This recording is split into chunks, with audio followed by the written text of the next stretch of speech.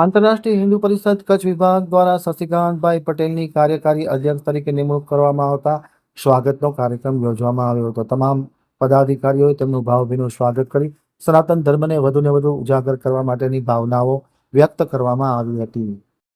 આંતરરાષ્ટ્રીય હિન્દુ પરિષદ કચ્છ વિભાગના શશિકાંતભાઈ પટેલની કાર્યકારી અધ્યક્ષ તરીકે નિમણૂક કરવામાં આવતા સમગ્ર કચ્છમાં ભારે આનંદની લાગણી વ્યાપી ગઈ હતી. શશિકાંતભાઈ પટેલ વર્ષોથી આ સંસ્થાઓમાં કામ કરી રહ્યા છે અને ખાસ કરીને ડૉક્ટર તોગડિયા સાહેબ સાથેના તેમના ખૂબ નજીકના સંબંધો છે અને કાર્યકારી અધ્યક્ષ તરીકે નિમણૂક કરવામાં આવતા કમલેશભાઈ કોટક વિભાગ અધ્યક્ષ પ્રજ્ઞેશભાઈ ચોથાણી, વિભાગ મંત્રી રાજેશભાઈ જેટી, જિલ્લા અધ્યક્ષ ચેતનભાઈ ઠક્કર, જિલ્લા મંત્રી કુલદીપસિંહ જાડેજા, અધ્યક્ષ રાષ્ટ્રીય બજરંગ દળ જાગીરસિંહ સરદાર, ઉપાધ્યક્ષ ભુજ શહેર તમામ લોકોએ શશિકાંતભાઈ પટેલનું ફુલહારથી સ્વાગત કરી અને નવી જવાબદારી મળવા બદલ આનંદની લાગણી વ્યક્ત કરી હતી.